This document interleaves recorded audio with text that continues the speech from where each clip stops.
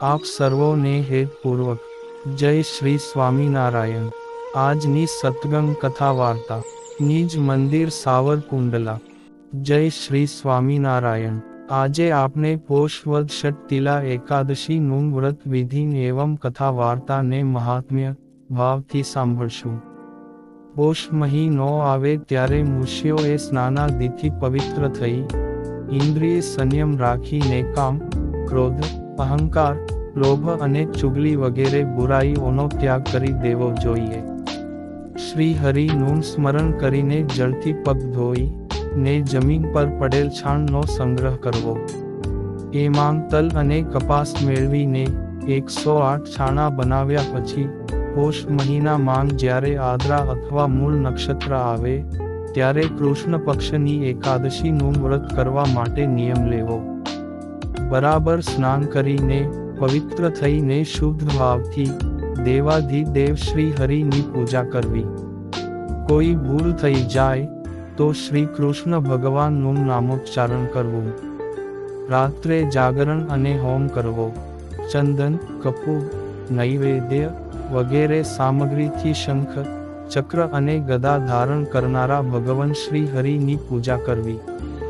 ત્યારબાદ ભગવાનનું સ્મરણ કરીને વારંવાર શ્રી કૃષ્ણ મંત્રનું ઉચ્ચારણ કરતા કરતા કોળું, નાળિયેર અથવા બીજોરુના ફળથી ભગવાનની વિધિપૂર્વક પૂજા કરીને અર્ધ્ય આપવું। બીજી બધી સામગ્રીના અભાવમાં 100 સોપારીઓ દ્વારા પણ પૂજન અને અર્ધ્યનું દાન કરી શકાય છે। અર્ધ્યનો મંત્ર આ પ્રમાણે છે। હે શ્રી કૃષ્ણ, આપ ઘણા દયાળુ છો।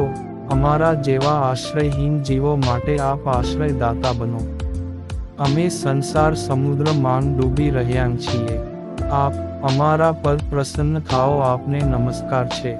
મેં આપેલ અર્ધ્ય આપ લક્ષ્મીજી સાથે સ્વીકારો। ત્યારબાદ બ્રાહ્મણની પૂજા કરવી।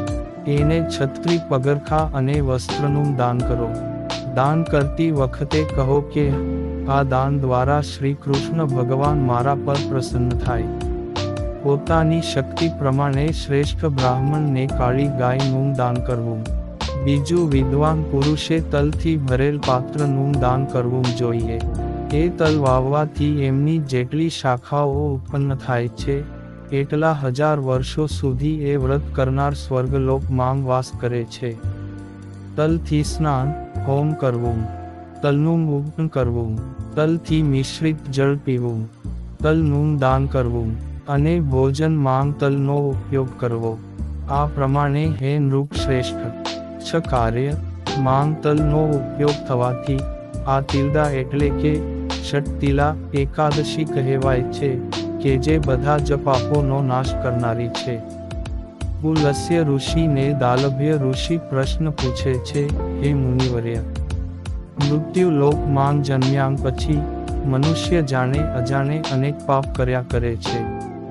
મનુષ્યે બ્રહ્મ હત્યા કરી હોય, કોઈનું દ્રવ્ય ચોરી લીધું હોય, પર સ્ત્રી ગમન કર્યું હોય તો પણ શું તે સ્વર્ગ પ્રાપ્તિ કરી શકે છે? આવા ઘોર કર્મ કરનારના પાપનું નિવારણ ખરું। પુલસ્ય મુનિ કહે છે, હે મુનિ, આજ સુધી બ્રહ્મા, વિષ્ણુ વગેરે દેવોએ પણ આ રહસ્ય ગોપનીય રાખ્યું છે। ષટતિલા એકાદશીનું વ્રત કરવાથી સર્વ પાપોમાંથી મુક્તિ મળે છે।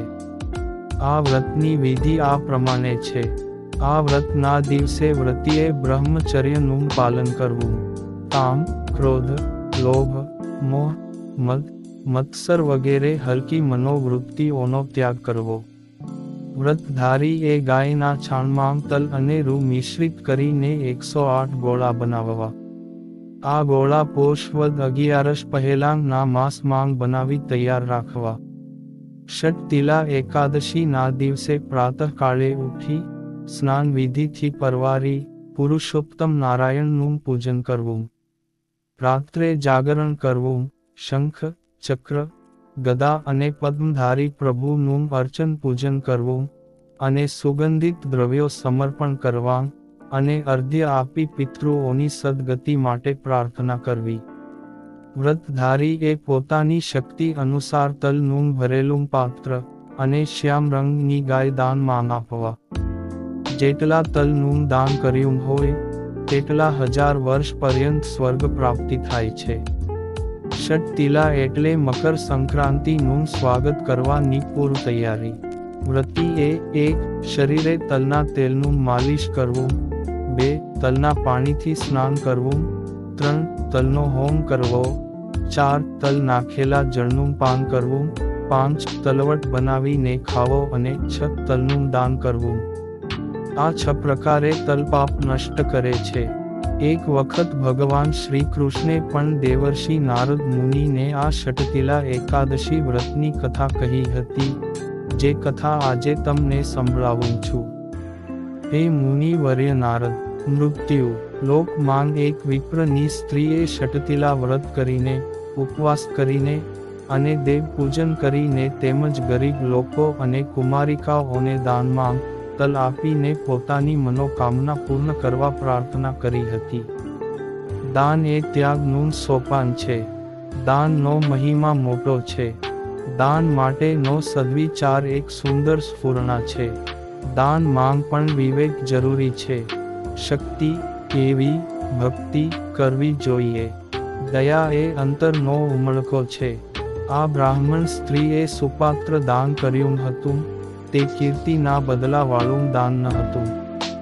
હે નારદ, દાનની પાર્શ્વભૂમિકામાં ત્યાગની પરમ મંગળ ભાવના રહેલી છે. જો દાનની પાછળ કેવળ ભૌતિક સુખનો હેતુ હોય તો તે દાન સુપાત્ર કહેવાતું નથી.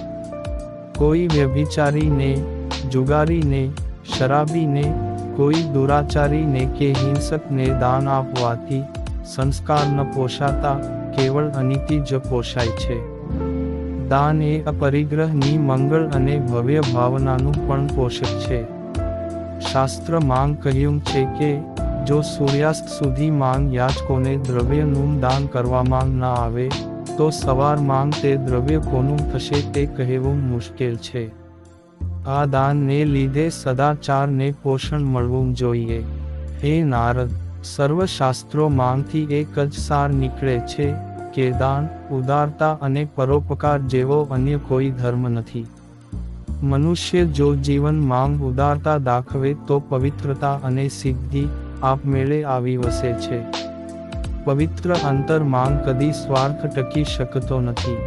સુખ કે દુઃખ દરેક સ્થિતિ માંગ સમતાની ભાવના રાખવી અને સંતોષી બનવું, જેથી જીવન માંગ સુખ ને દુઃખનો ભેદ જ નહીં રહે.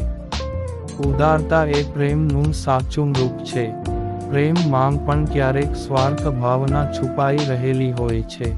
ઉદાર વ્રતધારી અન્યનું દુઃખ જોઈ પોતે જાતે દુઃખી થાય છે. પ્રકૃતિનો એ ન ભૂંસાય તેવો નિયમ છે કે કોઈ પણ ત્યાગ વ્યર્થ જતો નથી, કરેલ સુપાત્ર દાન વ્યર્થ જતું નથી. આપણાથી વધારે ગરીબ લોકોને દાન આપવાથી આપણી પોતાની ગરીબીનો ભાવ નષ્ટ થઈ જાય છે. એનામાં આત્મવિશ્વાસ દ્રઢ બની જાય છે. પરિણામે તેની માનસિક શક્તિ થાય છે. જે વ્રતિ નિત્ય ઉદાર વિચાર રાખે છે તેના સંકલ્પો પણ સિદ્ધ થાય છે. અખંડ સુખ ઉદારતા વડે જ પ્રાપ્ત થાય છે. ધન દ્વારા ભૌતિક સુખની પ્રાપ્તિ થાય છે, પરંતુ આત્મસુખ તો ઉદારતા વગર અશક્ય છે. તમારે જેની જરૂર નથી એ વસ્તુ મને આપી દો, એમાં ઉદારતા નથી. પણ તમારે જેની જરૂર મારા કરતાં વધારે છે એ વસ્તુ તમે મને આપી દો, એમાં જ સાચી ઉદારતા છે. આ બ્રાહ્મણ સ્ત્રીએ પોતાની શક્તિ અનુસાર ઉદારતાથી અન્ન વસ્ત્રનું દાન કર્યું હતું. તેથી એને ષટતિલા એકાદશી વ્રતના પુણ્ય પ્રભાવથી સૌંદર્ય, તેજ, રિદ્ધિ સિદ્ધિ, સંપત્તિ અને સંતતિ પ્રાપ્ત થયા હતા.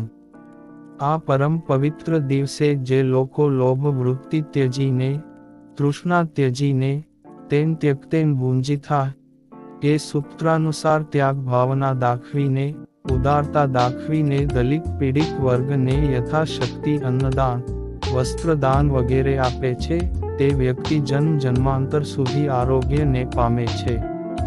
તેને દુઃખ, દરિદ્રતા અને દુર્ભાગ્યનો સામનો કરવો પડતો નથી.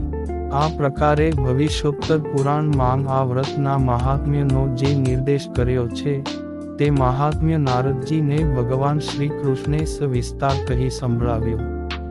આ વ્રત કથાનું જે શ્રવણ અને વાચન કરે છે તેના પણ સર્વ પાપો નષ્ટ થાય છે અને તે વૈકુંઠને પામે છે. જય શ્રી સ્વામિનારાયણ.